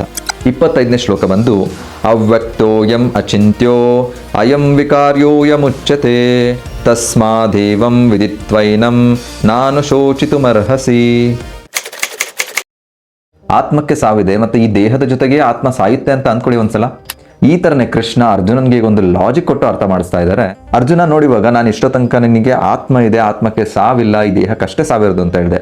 ಆದ್ರೆ ಈಗ ನೀನು ಲಾಜಿಕಲಿ ಥಿಂಕ್ ಮಾಡು, ಆತ್ಮಕ್ಕೂ ಸಾವಿದೆ ಅಂದ್ಕೋ ಈ ದೇಹದ ಜೊತೆಗೆ. ಹಾಗೆ ನೀನು ಭಾವಿಸಿದ್ರು ಕೂಡ ನೀನು ದುಃಖ ಪಡೋ ಅವಶ್ಯಕತೆನೇ ಇಲ್ಲ ಅಂತ ಕೃಷ್ಣ ಹೇಳಿದ್ರು. ಯಾಕೆ ಅಂತ ಪ್ರಭುಪಾದರು ಕ್ರಿಸ್ಟಲ್ ಕ್ಲಿಯರ್ ಆಗಿ ಇಲ್ಲಿ ಭಾವಾರ್ಥದಲ್ಲಿ ಹೇಳ್ತಾ ಇದ್ದಾರೆ, ಈ ಸಮಾಜದಲ್ಲಿ ಕೆಲವು ವರ್ಗಗಳಿದಾವೆ. ಆ ವರ್ಗಗಳು ಆತ್ಮ ಮತ್ತೆ ದೇಹ ಬೇರೆ ಬೇರೆ ಅಂತ ನಂಬೋದಿಲ್ಲ. ಅವರ ಪ್ರಕಾರ ಪುನರ್ಜನ್ಮಗಳೆಲ್ಲ ಇರೋದಿಲ್ಲ. ಈ ದೇಹ ಯಾವಾಗ ರಾಸಾಯನಿಕ ಮತ್ತೆ ಭೌತಿಕ ಅಂಶಗಳಿಂದ ಪ್ರಕ್ರಿಯೆ ಒಳಗಾಗಿ ಅದು ಒಂದು ಪಕ್ವವಾದಾಗ ಈ ಆತ್ಮ ಬಂದು ಸೇರ್ಕೊಳ್ಳುತ್ತೆ, ಅದರಿಂದ ಜೀವನದ ಲಕ್ಷಣಗಳು ಬೆಳಿತವೆ ಅಂತ ಅವರ ವಾದ. ಈ ಫಿಲಾಸಫಿಯನ್ನು ಇಟ್ಕೊಂಡು ಅದೆಷ್ಟೋ ಹುಸಿ ಧರ್ಮಗಳು ತಲೆ ಎತ್ತುತ್ತಾ ಇದ್ದಾವೆ ಅಂತ ಇಲ್ಲಿ ಹೇಳ್ತಾ ಇದ್ದಾರೆ. ಕೃಷ್ಣ ಭಗವದ್ಗೀತೆಯನ್ನು ಹೇಳಬೇಕಾದ್ರೆ ಈ ತರ ಜನ ಇದ್ರು ಅನ್ಸುತ್ತೆ. ಹಾಗಾಗಿ ಅರ್ಜುನ ಮುಂದೆ ಇದನ್ನು ಕೂಡ ಇಡ್ತಾ ಇದ್ದಾರೆ. ಈ ತರ ಯಾರೆಲ್ಲ ನಂಬ್ತಾರೆ ಅವ್ರನ್ನ ಲೋಕಾಯತಿಕರು ಅಥವಾ ವೈಭಾಷಿಕರು ಅಂತ ಕರಿತಿದ್ರಂತೆ. ಹಾಗಾಗಿ ಕೃಷ್ಣ ಅರ್ಜುನ್ಗೆ ಕ್ವಶನ್ ಮಾಡ್ತಾ ಇದ್ದಾರೆ, ಅಲ್ಲಿ ನೀನು ವೈಭಾಷಿಕ ಸಿದ್ಧಾಂತವನ್ನ ನೀನು ನಂಬೋದಾದ್ರೂ ಕೂಡ ನೀನು ಶೋಕಿಸೋ ಅವಶ್ಯಕತೆ ಇಲ್ಲ. ಯಾಕಂದ್ರೆ ಈ ದೇಹ ಅಥವಾ ಜೀವ ರಾಸಾಯನಿಕ ಮತ್ತೆ ಭೌತಿಕ ವಸ್ತುಗಳಿಂದ ಆಗಿದೆ ಅಂತ ಅಂದ್ರೆ ಒಂದು ಪ್ರಮಾಣದ ರಾಸಾಯನಿಕ ವೇಸ್ಟ್ ಆಯ್ತು ಅಂತ ತಿಳ್ಕೊಂಡ್ಬಿಡು. ಈ ಆಧುನಿಕ ವಿಜ್ಞಾನಿಗಳನ್ನ ನೋಡು, ವೈಜ್ಞಾನಿಕ ಸಮರದಲ್ಲಿ ಶತ್ರುಗಳನ್ನ ಸೋಲಿಸ್ಲಿಕ್ಕೋಸ್ಕರ ಟನ್ ಗಟ್ಲೆ ಈ ತರ ರಾಸಾಯನಿಕನೆಲ್ಲ ವೇಸ್ಟ್ ಮಾಡ್ತಾ ಇರ್ತಾರೆ. ಆದ್ರಿಂದ ನೀನು ಈ ವೈಭಾಷಿಕ ಸಿದ್ಧಾಂತವನ್ನ ನಂಬತೀಯಾ ಅಂದ್ರೂ ಕೂಡ ನಿನಗೆ ದುಃಖ ಪಡೋಕೆ ಕಾರಣನೇ ಇಲ್ಲ. ಯಾಕಂತಂದ್ರೆ ನೀನು ನಿಮ್ಮ ಅಜ್ಜನ್ನ ಗುರುವನ್ನ ಕೊಂದ ಮೇಲೆ ನೀನ್ ಮತ್ತೆ ಪುನರ್ಜನ್ಮ ತಗೊಳ್ಳಲ್ಲ. ಸೊ ನೀನು ಕರ್ಮವನ್ನ ಅನುಭವಿಸ್ಬೇಕು ಅಂತಾನೂ ಇಲ್ಲ ಅರ್ಜುನ ಅಂತ. ನೀನಿವಾಗ ವೇದಗಳ ಜ್ಞಾನವನ್ನ ಅನುಸರಿಸಿದ್ರೂ ಕೂಡ ನಿನಗೆ ಶೋಕ ಇಲ್ಲ, ಹಾಗೆ ಆಧುನಿಕ ಜ್ಞಾನವನ್ನ ಅನುಸರಿಸಿದ್ರೂ ಕೂಡ ನಿನಗೆ ಶೋಕ ಇಲ್ಲ. ಹಾಗಾಗಿ ಕೃಷ್ಣ ಅರ್ಜುನ್ಗೆ ವ್ಯಂಗ್ಯವಾಗಿ ಮಹಾಬಾಹು ಅಂತ ಕರೆದು ಈ ಶ್ಲೋಕವನ್ನ ಎಂಡ್ ಮಾಡ್ತಾ ಇದ್ದಾರೆ. ಶ್ಲೋಕ ಬಂದು ಅತ ಚೈನಂ ನಿತ್ಯಜಾತಂ ನಿತ್ಯಂ ವಾ ಮನ್ಯಸೇ ಮೃತಂ ತಥಾಪಿ ತ್ವಂ ಮಹಾಬಾಹೋ ನೈನಂ ಶೋಚಿತುಂ ಅರ್ಹಸಿ. ಶಂಕರಾಚಾರ್ಯ ಹೇಳ್ತಾರಲ್ವಾ, ಪುನರಪಿ ಜನನಂ ಪುನರಪಿ ಮರಣಂ ಅಂತ. ಹಾಗಂದ್ರೆ ಹುಟ್ಟಿದವನು ಸಾಯಲೇಬೇಕು, ಸತ್ತವನು ಮುಕ್ತಿ ಹೊಂದಿಲ್ಲ ಅಂತ ಅಂದ್ರೆ ಮತ್ತೆ ಹುಟ್ಟಬೇಕು. ಅದೇ ರೀತಿಯಲ್ಲಿ ಕೃಷ್ಣ ಈಗ ಅರ್ಜುನ್ಗೆ ಹೇಳ್ತಾ ಇದ್ದಾರೆ, ಜಾತಸ್ಯ ಹಿ ಧ್ರುವೋ ಮೃತ್ಯು ಧ್ರುವಂ ಜನ್ಮಾಮೃತಸ್ಯ ಚ ತಸ್ಮಾತ್ ಪರಿಹಾರ್ಯೇರ್ತೆ ನ ತ್ವಂ ಶೋಚಿತುಂ ಅರ್ಹಸಿ. ಹಾಗಂದ್ರೆ ನೋಡು ಅರ್ಜುನ, ಹುಟ್ಟಿದವನು ಸಾಯಲೇಬೇಕು, ಹಾಗೆ ಮರಣಾನಂತರ ಖಂಡಿತವಾಗಿ ಅವನು ಹುಟ್ಟುತ್ತಾನೆ. ಹಾಗಾಗಿ ನೀನು ಈ ಅನಿವಾರ್ಯದ ಕರ್ತವ್ಯದ ಪಾಲನೆಯಲ್ಲಿ ಶೋಕಿಸಬಾರದು ಅಂತ. ಇಲ್ಲಿ ಭಾವಾರ್ಥದಲ್ಲಿ ಪ್ರಭುಪಾದ ಹೇಳ್ತಿದ್ದಾರೆ, ತನ್ನ ಬದುಕಿನ ಕರ್ಮಗಳಿಗೆ ಅನುಸಾರವಾಗಿ ಯಾರೇ ಆಗ್ಲಿ ಜನ್ಮವನ್ನ ತಗೊಳ್ಳೇಬೇಕು ಅಂತ. ಈ ಶ್ಲೋಕದಲ್ಲಿ ಅನಿವಾರ್ಯ ಅನ್ನೋ ಪದನ ನೋಡಿದ್ವಿ. ಈ ಕುರುಕ್ಷೇತ್ರ ಯುದ್ಧ ಧರ್ಮದ ಸಂಸ್ಥಾಪನೆಗೋಸ್ಕರ ಆಗಿರೋದ್ರಿಂದ ಇದು ಅನಿವಾರ್ಯ. ಹಾಗೆ ಪರಮಪ್ರಭು ಶ್ರೀಕೃಷ್ಣನ ಸಂಕಲ್ಪ ಕೂಡ. ಧರ್ಮಕ್ಕಾಗಿ ಹೋರಾಡುವುದು ಕ್ಷತ್ರಿಯನ ಕರ್ತವ್ಯ. ಯಾವಾಗ ವ್ಯಕ್ತಿ ತನ್ನ ಕರ್ತವ್ಯವನ್ನ ಬಿಟ್ಟು ಬೇರೆದನ್ನ ಮಾಡಕ್ ಹೋಗ್ತಾನೆ, ಅವಾಗ ಅವನು ಪಾಪದಲ್ಲಿ ಸಿಕ್ಕಾಕೊಳ್ತಾನೆ. ಆದ್ರೆ ಇಲ್ಲಿ ಅರ್ಜುನನ ಕರ್ತವ್ಯ ಕ್ಷತ್ರಿಯ ಅಂದ್ರೆ ಹೋರಾಡುವುದಾಗಿರೋದ್ರಿಂದ, ಯುದ್ಧದಲ್ಲಿ ಎದುರಾಳಿಯ ಜೀವವನ್ನ ತೆಗೆಯೋದಾಗಿರೋದ್ರಿಂದ ಅವನು ಯಾವ ರೀತಿಯ ಪಾಪಕ್ಕೂ ಸಿಕ್ಕಾಕೊಳ್ಳೋದಿಲ್ಲ. ಕ್ಷತ್ರಿಯನಿಗೆ ಹೋರಾಡಬೇಕಾದ್ರೆ ಅವನ ಬಂಧು ಬಂದ್ರು ಕೂಡ ಶತ್ರು ಬಂದ್ರು ಕೂಡ ಅವನು ಹೋರಾಡಲೇಬೇಕು, ಅದು ಅವನ ಕರ್ತವ್ಯವಾಗಿರುತ್ತೆ. ಹಾಗಾಗಿ ಈ ಧರ್ಮದ ಕಾರ್ಯದಲ್ಲಿ ಅನಿವಾರ್ಯದ ಸಂದರ್ಭದಲ್ಲಿ ತನ್ನ ಕರ್ತವ್ಯವನ್ನ ಮಾಡದೆ ಅರ್ಜುನ ಹಿಂದುಳಿದು ಶೋಕವನ್ನ ಪಡಬಾರದು ಅಂತ ಕೃಷ್ಣನ ಮಾತು. ಸೃಷ್ಟಿಯಾಗುವ ಎಲ್ಲ ಜೀವಿಗಳು ಮೊದಲು ಕಾಣಿಸ್ಕೊಳ್ಳೋದಿಲ್ಲ, ಮಧ್ಯದಲ್ಲಿ ಕೆಲ ಕಾಲ ಕಾಣಿಸ್ಕೊಳ್ತವೆ, ಮತ್ತೆ ನಾಶವಾದ್ಮೇಲೆ ಕಾಣಿಸ್ಕೊಳ್ಳೋದೇ ಇಲ್ಲ. ಹೀಗಿರ್ಬೇಕಾದ್ರೆ ಶೋಕ ಪಡೋಕೆ ಕಾರಣ ಎಲ್ಲಿದೆ ಅರ್ಜುನ ಅಂತ ಕೃಷ್ಣ ಕೇಳಿದ್ರು. ಏನಪ್ಪ ಇದ್ರ ಅರ್ಥ ಅಂತಂದ್ರೆ, ತತ್ವಶಾಸ್ತ್ರಜ್ಞರಲ್ಲಿ 2 ವಿಧ ಇದೆ ಅಂತ ಒಪ್ಪೋಣ. ಒಂದು ವರ್ಗ ಆತ್ಮ ಇಲ್ಲ ಅಂತ ಪ್ರತಿಪಾದಿಸುತ್ತೆ, ಅದು ನಾಸ್ತಿಕರು. ಇನ್ನೊಂದು ವರ್ಗ ವೈದಿಕ ಜ್ಞಾನದ ಪ್ರಕಾರ ಆತ್ಮ ಇದೆ ಅಂತ ನಂಬುತ್ತೆ, ಅದು ಆಸ್ತಿಕರು. ಈಗ ಮೊದಲು ನಾಸ್ತಿಕರ ವಾದವನ್ನೇ ತಗೊಳ್ಳೋಣ. ಅವ್ರೇನ್ ಮಾಡ್ತಾರೆ, ಆತ್ಮದ ಪ್ರತ್ಯೇಕ ಅಸ್ತಿತ್ವವನ್ನು ಒಪ್ಪೋದಿಲ್ಲ, ಎಲ್ಲ ಭೌತಿಕ ಅಂಶಗಳಿಂದ ಅವ್ಯಕ್ತವಾಗುತ್ತೆ ಅಂತ ಅವರ ವಾದ. ಆಕಾಶದಿಂದ ವಾಯು, ವಾಯುವಿಂದ ಅಗ್ನಿ, ಅಗ್ನಿಯಿಂದ ನೀರು, ನೀರಿನಿಂದ ಭೂಮಿ, ಮತ್ತೆ ಭೂಮಿಯಿಂದ ನಾನಾ ಬಗೆಗಳು ವ್ಯಕ್ತವಾಗ್ತವೆ. ಓಕೆ, ಒಂದು ಎಕ್ಸಾಂಪಲ್ ನ ತಗೊಳ್ಳೋಣ. ಒಂದು ದೊಡ್ಡ ಬಿಲ್ಡಿಂಗ್ ಇದೆ ಅಂತ ತಿಳ್ಕೊಳ್ಳೋಣ. ಆ ಬಿಲ್ಡಿಂಗು ಮುಂಚೆ ಇರಲಿಲ್ಲ. ಸೊ ಭೂಮಿಯ ನಾನಾ ಪದಾರ್ಥದಿಂದ ಆ ಬಿಲ್ಡಿಂಗ್ನ ಕಟ್ಟಿದ್ರು. ಸೊ ಆ ಬಿಲ್ಡಿಂಗ್ನ ಡೆಮಾಲಿಷ್ ಮಾಡಿದ್ಮೇಲೆ ಆ ಬಿಲ್ಡಿಂಗ್ ಇಲ್ಲ. ಅಂದರೆ ಆ ಬಿಲ್ಡಿಂಗ್ನ ವಸ್ತುಗಳೆಲ್ಲ ಮುಂಚೆನೇ ಈ ಭೂಮಿನಲ್ಲಿ ಇದ್ವು, ಆಮೇಲೆ ಆ ಬಿಲ್ಡಿಂಗ್ನ ಕಟ್ಟಬೇಕಾದ್ರೆ ಮತ್ತೆ ಅಸ್ತಿತ್ವಕ್ಕೆ ಬಂದ್ವು, ಅದಾದ್ಮೇಲೆ ಮತ್ತೆ ಭೂಮಿಗೆ ಮರಳಿದ್ವು. ಕೃಷ್ಣ ಹೇಳಿದ್ರಲ್ಲ, ಕಾಣಿಸ್ಕೊಳ್ಳಲಿಲ್ಲ ಮೊದಲಿಗೆ, ಮಧ್ಯದಲ್ಲಿ ಕಾಣಿಸ್ಕೊಂಡ್ವು, ಸೊ ಲಾಸ್ಟ್ಗೆ ನಾಶ ಆದ್ಮೇಲೆ ಕಾಣಿಸ್ಕೊಳ್ಳಿಲ್ಲ ಅಂತ. ಇದು ಬಂದು ನಾಸ್ತಿಕರ ವಾದ. ಈ ವಾದವನ್ನು ನಾವು ನಂಬ್ತೀವಿ ಅಂದ್ರೂ ಕೂಡ ನಮ್ಮ ದೇಹ ನಾಶವಾದರೆ ನಾವು ಶೋಕಿಸೋದಕ್ಕೆ ಯಾವ ಕಾರಣ ಕೂಡ ಇಲ್ಲ. ಯಾಕಂತಂದ್ರೆ ಈ ದೇಹನೂ ಕೂಡ ಈ ಭೂಮಿಯಿಂದನೇ ಬಂದಿದ್ದು ಮತ್ತೆ ಭೂಮಿಗೆ ಸೇರುತ್ತೆ. ಅಂದ್ರೆ ಕೆಲಕಾಲ ಮಾತ್ರ ಇರುತ್ತೆ, ಮಧ್ಯದಲ್ಲಿ ಕಾಣಿಸ್ಕೊಳ್ತಾ ಇದೆ, ಮುಂಚೆ ಕಾಣಿಸ್ಕೊಂಡಿರಲಿಲ್ಲ, ಇದು ನಾಶ ಆದ್ಮೇಲೆ ಮತ್ತೆ ಕಾಣಿಸ್ಕೊಳ್ಳೋದಿಲ್ಲ, ಎಲ್ಲ ಭೂಮಿಗೆ ಮತ್ತೆ ಸೇರುತ್ತೆ. ಇನ್ನು ನಾವು ವೈದಿಕ ಜ್ಞಾನ ಭಗವದ್ಗೀತೆಯ ಪ್ರಕಾರ ನೋಡಿದ್ರೆ ಆತ್ಮ ನಿತ್ಯವಾದದ್ದು, ಆತ್ಮ ಶಾಶ್ವತವಾದದ್ದು, ಹಾಗೆ ಆತ್ಮಕ್ಕೆ ಪ್ರತ್ಯೇಕವಾದ ಅಸ್ತಿತ್ವ ಇದೆ. ಈ ದೇಹವನ್ನ ಆತ್ಮ ನಾವು ಯಾವ ರೀತಿ ಬಟ್ಟೆನ ಧರಿಸಿದೀವಿ ಆ ರೀತಿ ಧರಿಸಿದೆ. ಹಾಗಾಗಿ ಉಪಯುಕ್ತವಿಲ್ಲದ ಈ ಹಳೆಯ ಬಟ್ಟೆಯನ್ನ ಕಿತ್ತೆಸೆದು ಹೊಸ ಬಟ್ಟೆಯನ್ನ ಧರಿಸಿದ್ರೆ ಅದರಲ್ಲಿ ಶೋಕ ಯಾಕೆ ಅಂತ ಕೃಷ್ಣನ ವಾದ. ಹಾಗಾಗಿ ಎರಡೂ ವರ್ಗಗಳ ತತ್ವಶಾಸ್ತ್ರಜ್ಞರನ್ನ ಅರ್ಜುನನ ಮುಂದೆ ಇಟ್ಟು ಲಾಜಿಕಲಿ ಕೃಷ್ಣ ಅರ್ಜುನಿಗೆ ಹೇಳ್ತಾ ಇದ್ದಾರೆ, ನೀನು ಈ ಎರಡರಲ್ಲಿ ಯಾರನ್ನು ನಂಬಿದ್ರು ಕೂಡ ದೇಹ ನಾಶವಾದಾಗ ನೀನು ಶೋಕಿಸೋದಕ್ಕೆ ಯಾವ ಕಾರಣವೂ ಇಲ್ಲ ಅಂತ. ಬನ್ನಿ ಶ್ಲೋಕ ನನ್ನ ಜೊತೆ ಹೇಳಿ. ಅವ್ಯಕ್ತಾದೀನಿ ಭೂತಾನಿ ವ್ಯಕ್ತ ಮಧ್ಯಾನಿ ಭಾರತ ಅವ್ಯಕ್ತ ನಿಧನಾನೇವ ತತ್ರ ಕಾ ಪರಿದೇವನಾ. ನೀವು ಕೇಳ್ಬೋದು, ನನ್ನಲ್ಲಿರೋ ಆತ್ಮ ಅಥವಾ ದೊಡ್ಡ ಆನೆಯಲ್ಲಿರೋ ಆತ್ಮ, ಆಲದ ಮರದಲ್ಲಿರೋ ಆತ್ಮ ಅಥವಾ ಸಣ್ಣ ಸಣ್ಣ ಕೀಟದಲ್ಲಿರೋ ಆತ್ಮ ಎಲ್ಲ ಒಂದೇ ಸೈಜೋ ಅಥವಾ ಡಿಫ್ರೆಂಟ್ ಸೈಜೋ ಅಂತ. ನಿಮಗೆ ಉತ್ತರ ಕೇಳಿದ್ರೆ ಆಶ್ಚರ್ಯ ಆಗ್ಬೋದು, ಆದರೆ ಎಲ್ಲ ಆತ್ಮಗಳ ಸೈಜ್ ಗಾತ್ರ ಬಂದು ಸೇಮ್ ಇರುತ್ತೆ. ಹಾಗಾಗಿ ಕೃಷ್ಣ ಈ ಶ್ಲೋಕದಲ್ಲಿ ಹೇಳ್ತಾ ಇದ್ದಾರೆ, ಕೆಲವರು ಈ ಆತ್ಮವನ್ನ ಆಶ್ಚರ್ಯದಿಂದ ಕಾಣ್ತಾರೆ, ಇನ್ನು ಕೆಲವರು ಆತ್ಮವನ್ನ ಆಶ್ಚರ್ಯಕರ ಅಂತ ವರ್ಣಿಸ್ತಾರೆ, ಮತ್ತೆ ಕೆಲವರು ಅವನನ್ನ ಎಷ್ಟು ಆಶ್ಚರ್ಯಕರ ಅಂತ ಕೇಳ್ತಾರಂತೆ. ಇನ್ನು ಲಾಸ್ಟ್ ಗ್ರೂಪ್ ಇದೆ, ಅವ್ರಿಗೆ ನೀವು ಏನೇ ಮಾಡಿ ಅರ್ಥ ಮಾಡ್ಸಕ್ ಹೋಗಿ ಆತ್ಮನ ಬಗ್ಗೆ ಅವರು ಒಂದು ಚೂರು ಅರ್ಥ ಮಾಡ್ಕೊಳ್ಳಲಾರರು ಅಂತ. ಭಾವಾರ್ಥದಲ್ಲಿ ಪ್ರಭುಪಾದ ಹೇಳ್ತಿದ್ದಾರೆ, ಈ ಅಸ್ತಿತ್ವಕ್ಕಾಗಿ ಹೋರಾಡ್ತಾ ಇರೋ ನಾವು ಸ್ವ ಅರಿವು ಇಲ್ಲದೆ ಏನೇನನ್ನೋ ಸಾಸಕ್ ಹೋದ್ರೆ ಆ ಕ್ರಿಯೆಗಳೆಲ್ಲ ಅಟ್ ಲಾಸ್ಟ್ ಕಟ್ಟಕಡೆಗೆ ವಿಫಲವಾಗ್ತವೆ ಅಂತ. ಜನ ಹೇಗೆ ಅಂದ್ರೆ ಭೌತಿಕ ಶಕ್ತಿಯಿಂದಾಗಿ ಮಾಯಾಗಿ ಸಿಲುಕಿ ಇಂದ್ರಿಯ ತೃಪ್ತಿಗೋಸ್ಕರ ಏನ್ ಬೇಕಾದ್ರೂ ಮಾಡೋಕ್ ರೆಡಿಯಾಗಿ ಸ್ವ ಅರಿವಿನ ಪರಿಕಲ್ಪನೆಯನ್ನೇ ಮರ್ತು ಬಿಡ್ತಾರೆ. ಈ ಸ್ವ ಅರಿವು ಏನು ಅಂದ್ರೆ ಆತ್ಮನ ಬಗ್ಗೆ ಕುರಿತು ಯೋಚಿಸಬೇಕು, ಚಿಂತನೆ ಮಾಡಬೇಕು. ಈ ತರದ ಆತ್ಮ ಸಾಕ್ಷಾತ್ಕಾರದ ಮೂಲಕ ಐಹಿಕ ದುಃಖಗಳನ್ನೆಲ್ಲ ದೂರ ಮಾಡ್ಲಿಕ್ಕೆ, ಪರಿಹಾರ ಮಾಡ್ಕೊಳ್ಳಿಕ್ಕೆ ನೋಡ್ಬೇಕು. ಆದ್ರೆ ಏನ್ ಮಾಡೋದು, ಇಂದ್ರಿಯ ತೃಪ್ತಿಗೋಸ್ಕರ ಓಡ್ತಾ ಇರೋ ಜನಕ್ಕೆ ಇದರ ಅರಿವು ಇರೋದಿಲ್ಲ, ಅದಕ್ಕೆ ಸಮಯ ಕೂಡ ಕೊಡೋಕ್ಕಾಗೋದಿಲ್ಲ. ಆದ್ರೆ ಹೇಗಾದ್ರೂ ಮಾಡಿ ಈ ಆತ್ಮದ ವಿಷಯವನ್ನ ಅರ್ಥ ಮಾಡಿಕೊಂಡ್ರೆ ಸಾಕು, ಈ ಮನುಷ್ಯನ ಜೀವನ ಸಾರ್ಥಕ ಅಂತ ಹೇಳ್ತಾ ಇದ್ದಾರೆ. ಯಾವ್ಯಾವುದೋ ಸಿದ್ಧಾಂತಗಳಿಂದ ನಾವು ದಾರಿ ತಪ್ಪದೇ ಇರೋಕೆ ಇಲ್ಲಿ ಒಂದು ಟಿಪ್ ಕೊಡ್ತಾ ಇದ್ದಾರೆ. ಟಿಪ್ ಏನಪ್ಪಾ ಅಂತಂದ್ರೆ, ನಾವು ಯಾವ ರೀತಿ ಕೃಷ್ಣ ಭಗವದ್ಗೀತೆಯಲ್ಲಿ ಹೇಳ್ತಾ ಇದ್ದಾರೆ ಅದನ್ನ ಆಸ್ ಇಟ್ ಈಸ್ ನಾವು ಅದನ್ನ ಒಪ್ಕೋಬೇಕಂತೆ. ಹಾಗೆ ಶ್ರೀಕೃಷ್ಣನನ್ನ ಪರಮ ಪುರುಷೋತ್ತಮ ಅಂತ ಸ್ವೀಕರಿಸ್ಬಿಟ್ರೆ ಸಾಕು, ನಮಗೆ ನಾಲೆಡ್ಜ್ ಆಸ್ ಇಟ್ ಈಸ್ ಅರ್ಥ ಆಗ್ತಾ ಹೋಗುತ್ತೆ. ಹಾಗೆ ನಾವು ಕೃಷ್ಣನ ವಾಸುದೇವ ಸರ್ವಮಿತಿ ಅಂತ ಸ್ವೀಕರಿಸಬೇಕು ಅಂದ್ರೂ ಕೂಡ ಹಿಂದಿನ ಜನ್ಮದಲ್ಲಿ ಅದೆಷ್ಟೋ ತಪಸ್ಸು, ಎಷ್ಟೋ ಪುಣ್ಯ ಕರ್ಮಗಳನ್ನ ಮಾಡಿರ್ಬೇಕಂತೆ. ಇದು ಒಂದು ವೇ ಆದ್ರೆ, ಇನ್ನೊಂದು ವೇ ಶಾರ್ಟ್ ಕಟ್ ಇದೆ. ಅದೇನಪ್ಪಾ ಅಂತಂದ್ರೆ, ಕೃಷ್ಣನ ಪರಿಶುದ್ಧ ಭಕ್ತನ ಕೃಪೆಗೆ ಪಾತ್ರರಾಗೋದು. ಆಗ ಮಾತ್ರ ನಾವು ಆಸ್ ಇಟ್ ಈಸ್ ಕೃಷ್ಣ ಹೇಳ್ತಿರೋದನ್ನ ನಾವು ಅರ್ಥ ಮಾಡ್ಕೋಬಹುದು ಅಂತ ಇಲ್ಲಿ ಪ್ರಭುಪಾದರು ಹೇಳ್ತಾ ಇದ್ದಾರೆ. ಶ್ಲೋಕ ಬಂದು, ಆಶ್ಚರ್ಯವತ್ ಪಶ್ಯತಿ ಕಶ್ಚಿದೇನಂ ಆಶ್ಚರ್ಯವದ್ ವದತಿ ತಥೈವ ಚಾನ್ಯಃ ಆಶ್ಚರ್ಯವಚ್ಚೈನಮನ್ಯಃ ಶೃಣೋತಿ ಶ್ರುತ್ವಾಪೇನಂ ವೇದನ ಚೈವ ಕಶ್ಚಿತ್. ನೀವೊಂದು ಕಟ್ಟಡವನ್ನ ಕಟ್ತಾ ಇದ್ರ ಅಂತಂದ್ರೆ ಅದರ ಫೌಂಡೇಶನ್ ತುಂಬಾನೇ ಸ್ಟ್ರಾಂಗ್ ಆಗಿರ್ಬೇಕು. ಅದೇ ರೀತಿನಲ್ಲಿ ಕೃಷ್ಣ ಇಲ್ಲಿ ತನಕ ನಮ್ಗೊಂದು ಫೌಂಡೇಶನ್ ಹಾಕೊಟ್ರು. ಆ ಫೌಂಡೇಶನ್ ಏನು ಅಂತಂದ್ರೆ, ನೀನು ಈ ದೇಹ ಅಲ್ಲ ಆತ್ಮ ಅಂತ. ಯಾಕಂತ ಅಂದ್ರೆ ಭಗವದ್ಗೀತೆಯ ಮುಂದಿನ ಅಧ್ಯಾಯಗಳನ್ನ ನಾವೇನ್ ಕಲಿತಾ ಹೋಗ್ತೀವಿ ಅದನ್ನೆಲ್ಲ ನಮ್ಗೆ ಆತ್ಮದ ಫೌಂಡೇಶನ್ ಮೇಲೆ ಟೀಚ್ ಮಾಡ್ತಾ ಹೋಗ್ತಾರೆ. ಹಾಗಾಗಿ ಕೃಷ್ಣ ನಮ್ಗೆ ವಿಧ ವಿಧವಾದ ಉದಾಹರಣೆಗಳನ್ನ, ಲಾಜಿಕ್ಗಳನ್ನ ಕೊಟ್ಟು ಅರ್ಥ ಮಾಡಿಸಿದ್ದು ನೀನು ಈ ದೇಹ ಅಲ್ಲ ಆತ್ಮ ಅಂತ. ಈ ಶ್ಲೋಕದಲ್ಲಿ ಕೃಷ್ಣ ಆತ್ಮದ ಬೋಧನೆಯನ್ನ ಕೊನೆ ಮಾಡ್ತಾ ಇದ್ದಾರೆ. ಶ್ಲೋಕ ಏನ್ ಹೇಳುತ್ತೆ ಅಂತ ನೋಡೋಣ ಬನ್ನಿ. ಕೃಷ್ಣ ಅರ್ಜುನನಿಗೆ ಹೇಳ್ತಿದ್ದಾರೆ, ಹೇ ಭರತ ವಂಶಜನಾದ ಅರ್ಜುನನೇ ಕೇಳಿಲ್ಲಿ, ಈ ದೇಹದಲ್ಲಿ ವಾಸಿಸುವವನನ್ನು ಎಂದೂ ಕೊಲ್ಲಲು ಸಾಧ್ಯವಿಲ್ಲ. ಆದುದರಿಂದ ನೀನು ಯಾವ ಜೀವಿಗಾಗಿಯೂ ದುಃಖಿಸೋ ಅವಶ್ಯಕತೆ ಅಥವಾ ಕಾರಣ ಇಲ್ಲ ಅಂತ. ಕೃಷ್ಣ ಕನ್ಕ್ಲೂಡಿಂಗ್ ಸ್ಟೇಟ್ಮೆಂಟ್ ನ ಯಾವುದಕ್ಕೋಸ್ಕರ ಹೇಳ್ತಿರೋದು ಅಂದ್ರೆ, ಅರ್ಜುನ ಭಯಪಟ್ಟಿದ್ದೆ ಒಂದಕ್ಕೆ, ಅದು ತನ್ನ ಗುರು ದ್ರೋಣರನ್ನ ಮತ್ತೆ ಭೀಷ್ಮ ಪಿತಾಮಹರನ್ನ ಯಾವ ರೀತಿ ನಾನು ಕೊಲ್ಲಿ ಅಂತ. ಹಾಗಾಗಿ ಕೃಷ್ಣ ಇಲ್ಲಿ ಫೈನಲ್ ಸ್ಟೇಟ್ಮೆಂಟ್ ನ ಕೊಡ್ತಾ ಇದ್ದಾರೆ, ನೀನು ಈ ದೇಹದಲ್ಲಿ ವಾಸಿಸುವವನನ್ನ ಅಂದ್ರೆ ಆತ್ಮನನ್ನ ಕೊಲ್ಲೋಕ್ಕಾಗೋದಿಲ್ಲ. ಸೊ ಹಾಗಾಗಿ ನೀನು ಯಾವ ಜೀವಿಯ ಬಗ್ಗೆನೂ ದುಃಖಿಸೋ ಅವಶ್ಯಕತೆ ಇಲ್ಲ ಅಂತ. ನಾವು ಕೃಷ್ಣನ ಆಜ್ಞೆಯನ್ನ ತಪ್ಪು ತಿಳ್ಕೋಬಾರ್ದು ಅಂತ ಪ್ರಭುಪಾದರು ಮತ್ತೆ ಭಾವಾರ್ಥದಲ್ಲಿ ಸ್ಪಷ್ಟೀಕರಿಸ್ತಾ ಇದ್ದಾರೆ. ಆತ್ಮ ಶಾಶ್ವತವಾಗಿರೋದು, ದೇಹ ಏನ ಅಶಾಶ್ವತ ಅಂತ ಹಿಂಸೆಗೆ ಪ್ರೋತ್ಸಾಹ ಮಾಡ್ತಾ ಇಲ್ಲ ಕೃಷ್ಣ. ಹಿಂಸೆ ಯಾವಾಗ ಯುದ್ಧ ಕಾಲದಲ್ಲಿ ಅಗತ್ಯವಾಗಿರುತ್ತೆ ಆಗ ಮಾತ್ರ ಕೃಷ್ಣನಿಂದ ಅನುಮತಿ ಪಡೆದು ಮಾಡಬೇಕು, ಅದು ನಮ್ಮ ಮನಸ್ಸೋ ಇಚ್ಛೆ ಮಾಡೋದಲ್ಲ ಅಂತ. ಈ ಶ್ಲೋಕವನ್ನು ನನ್ನ ಜೊತೆ ಹೇಳಿಕ್ ಟ್ರೈ ಮಾಡಿ. ದೇಹಿ ನಿತ್ಯಮವದ್ಯೋಯಂ ದೇಹೇ ಸರ್ವಸ್ಯ ಭಾರತ ತಸ್ಮಾತ್ ಸರ್ವಾಣಿ ಭೂತಾನಿ ನ ತ್ವಂ ಶೋಚಿತುಮರ್ಹಸಿ. ಕ್ಷತ್ ಅಂದ್ರೆ ಗಾಯ, ತ್ರಾಯತೆ ಅಂದ್ರೆ ರಕ್ಷಿಸೋನು. ಯಾರು ನಮ್ಮನ್ನ ಅಪಾಯದಿಂದ ರಕ್ಷಿಸ್ತಾನೆ ಅವನು ಕ್ಷತ್ರಿಯ ಅಂತ. ವರ್ಣಾಶ್ರಮದಲ್ಲಿ ಎರಡನೇ ವರ್ಗವಾದ ಈ ಕ್ಷತ್ರಿಯ ವರ್ಗ ಅತಿ ಮುಖ್ಯವಾಗುತ್ತೆ ಒಳ್ಳೆಯ ಆಡಳಿತವನ್ನ ಇತರ ವರ್ಗಕ್ಕೆ ಕೊಡೋದಕ್ಕೆ. ಹಾಗಾಗಿ ಕ್ಷತ್ರಿಯರಿಗೆ ಕೊಲ್ಲೋದಕ್ಕೆ ಕೂಡ ಶಿಕ್ಷಣವನ್ನ ಕೊಡ್ತಾರೆ. ಇವನ್ ಕ್ಷತ್ರಿಯರು ಕಾಡಿಗೆ ಹೋಗಿ ಹುಲಿಗೆ ಸವಾಲ್ ಹಾಕಿ ಕತ್ತಿ ಹಿಡಿದು ಹೋರಾಡಬೇಕು. ಆಗ ಹುಲಿ ಏನಾದ್ರೂ ಸತ್ತರೆ ಅದಕ್ಕೆ ರಾಜಯೋಗ್ಯ ಅಂತ ಅಂತ್ಯ ಸಂಸ್ಕಾರ ಕೂಡ ಮಾಡ್ತಾ ಇದ್ರು. ಹಾಗಾಗಿ ಹಿಂಸೆ ಕೆಲವೊಮ್ಮೆ ಅಗತ್ಯವಾಗಿರುತ್ತೆ, ಹಾಗಂತ ಅದೇ ಒಂದು ಮುಖ್ಯ ಅಂಶವಲ್ಲ ಅಥವಾ ತತ್ವ ಕೂಡ ಅಲ್ಲ. ಹಾಗಾಗಿ ಶ್ರೀಕೃಷ್ಣ ಪರಮಾತ್ಮ ಈ ಶ್ಲೋಕದಲ್ಲಿ ಅರ್ಜುನ್ನಿಗೆ ಹೇಳ್ತಾ ಇದ್ದಾರೆ, ಕ್ಷತ್ರಿಯನಾಗಿ ನಿನ್ನ ಸ್ವಧರ್ಮವನ್ನು ಪರಿಗಣಿಸಿದಾಗ ಧರ್ಮಕ್ಕಾಗಿ ಹೋರಾಡೋದಕ್ಕಿಂತ ಇನ್ನೊಂದು ಶ್ರೇಯಸ್ಕರವಾದದ್ದು ನಿನಗೆ ಬೇರೊಂದಿಲ್ಲ. ಆದ್ದರಿಂದ ಹಿಂಜರಿಕೆಯ ಅವಶ್ಯಕತೆಯೇ ಇಲ್ಲ ಅಂತ.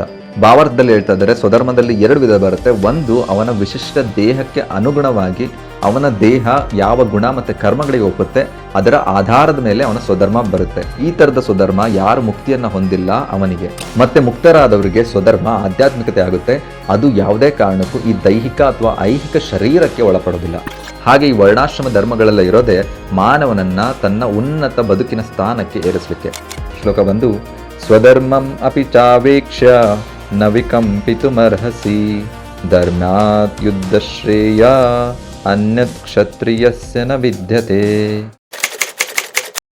ಅರ್ಜುನ ಮೊದಲನೇ ಅಧ್ಯಾಯದಲ್ಲಿ ಹೇಳಿದ್ನಲ್ಲ ಕೃಷ್ಣನ್ಗೆ, ಅಯ್ಯೋ ಕೃಷ್ಣ, ನಾನು ಈ ಯುದ್ಧ ಮಾಡೋದ್ರಿಂದ ನನಗೆ ಯಾವ ಒಳಿತು ಕಾಣ್ತಾ ಇಲ್ಲ, ನಾನು ನರಕಕ್ಕೆ ಹೋಗ್ಬೋದು ಈ ಮಹಾನ್ ವ್ಯಕ್ತಿಗಳನ್ನೆಲ್ಲ ಕೊಂದು ಅಂತ ಜಗತ್ತಿನ ಪರಮಗುರುವಾಗಿ ಶ್ರೀಕೃಷ್ಣ ಈ ಮನೋಧರ್ಮವನ್ನ ಖಂಡಿಸಿ ಅರ್ಜುನಿಗೆ ಹೇಳ್ತಾ ಇದ್ದಾರೆ. ಕ್ಷತ್ರಿಯ ಯುದ್ಧ ಭೂಮಿನಲ್ಲಿ ಏನಾದ್ರೂ ಅಹಿಂಸೆಯಿಂದ ನಡ್ಕೊಳ್ಳೋಕೆ ಹೋದ್ರೆ ಅದು ಮೂರ್ಖರ ಸಿದ್ಧಾಂತ.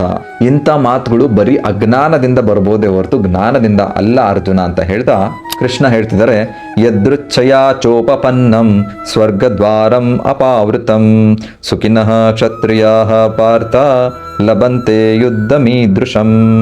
ಹಾಗಂದ್ರೆ ಹೇ ಪಾರ್ಥ, ಈ ತರದ ಯುದ್ಧದ ಅವಕಾಶಗಳು ತಾವಾಗಿಯೇ ಬಂದು ಸ್ವರ್ಗಲೋಕದ ಬಾಗಿಲುಗಳನ್ನ ಯಾವ ಕ್ಷತ್ರಿಯರಿಗಾಗಿ ತೆರೆಯುತ್ತವೆಯೋ ಅಂತಹ ಕ್ಷತ್ರಿಯರೇ ಸುಖಿಗಳು ಅಂತ.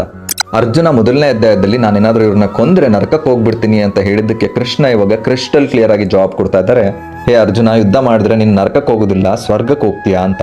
ಇನ್ ರಿವರ್ಸ್, ನೀನೇನಾದ್ರೂ ಯುದ್ಧ ಮಾಡಲಿಲ್ಲ ಅಂತಂದ್ರೆ ಏನಾಗುತ್ತೆ ಅಂತ ಮುಂದಿನ ಶ್ಲೋಕದಲ್ಲಿ ಹೇಳ್ತಾ ಇದ್ದಾರೆ, ನೀನೇನಾದ್ರೂ ಯುದ್ಧ ಮಾಡಬೇಕಾದ ನಿನ್ನ ಸ್ವಧರ್ಮವನ್ನು ಪಾಲಿಸದೆ ಇದ್ರೆ ನಿನ್ನ ಕರ್ತವ್ಯವನ್ನು ಅಲಕ್ಷ್ಯ ಮಾಡಿದ ಪಾಪಕ್ಕೆ ಒಳಗಾಗ್ತೀಯಾ ಒಂದು. ಅದಾದ್ಮೇಲೆ ಯೋಧನಾಗಿ ನಿನ್ನ ಕೀರ್ತಿಯನ್ನ ಕಳೆದುಕೊಳ್ತೀಯಾ ಅಂತ. ಅರ್ಜುನ ಯಾರು? ಆರ್ಡಿನರಿ ಪರ್ಸನ್ ಅಲ್ಲ, ಪ್ರಸಿದ್ಧ ಯೋಧ. ಶಿವನೂ ಸೇರಿದಂತೆ ಹಲವಾರು ಮಹಾದೇವತೆಗಳೊಂದಿಗೆ ಹೋರಾಡಿ ಕೀರ್ತಿಯನ್ನ ಗಳಿಸಿದ್ದಂಥ ಯೋಧ. ಬೇಡನ ರೂಪದಲ್ಲಿ ಶಿವನು ಬಂದಾಗ ಅವರೊಂದಿಗೂ ಕೂಡ ಹೋರಾಡಿ ಅವರಿಗೆ ಸಂತೋಷಪಡಿಸಿ ಅವರಿಂದ ಪಾಶುಪತಾಸ್ತ್ರವನ್ನ ಇಸ್ಕೊಂಡು ಬಂದಂತ ಯೋಧ ಅರ್ಜುನ. ಅರ್ಜುನ ಸಾಧಾರಣ ಅಲ್ಲ, ಅಸಾಧಾರಣ ಅಂತ ಇಡೀ ಜಗತ್ತಿಗೆ ಗೊತ್ತಿತ್ತು.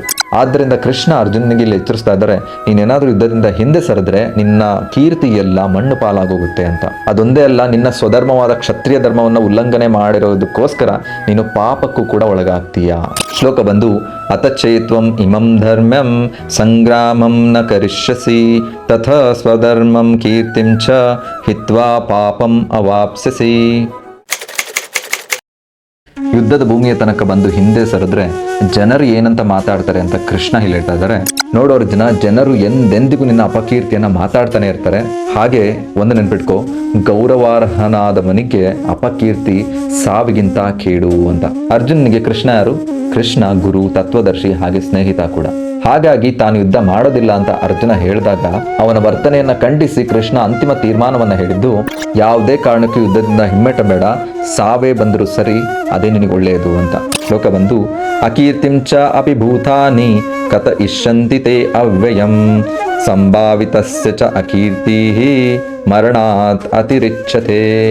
ಈ ಶ್ಲೋಕವನ್ನ ಮುಂದುವರಿಸ್ತಾ ಕೃಷ್ಣ ಮಾತಾಡ್ತಾ ಇದ್ದಾರೆ, ನಿನ್ನ ವಿಷಯದಲ್ಲಿ ಅತ್ಯಂತ ಗೌರವವನ್ನ ಯಾರೆಲ್ಲ ಇಟ್ಕೊಂಡಿದ್ರು ಅಂತ ಮಹಾರಥರು ಕೂಡ ನೀನು ಭಯದಿಂದಲೇ ರಣಭೂಮಿಯನ್ನ ಬಿಟ್ಟು ಹೋದೆ ಅಂತ ಭಾವಿಸ್ತಾರೆ. ನಿನ್ನ ಬಗ್ಗೆ ಅತೀ ಹಗುರವಾಗಿ ಮಾತಾಡ್ತಾರೆ ಅರ್ಜುನ ಅಂತ.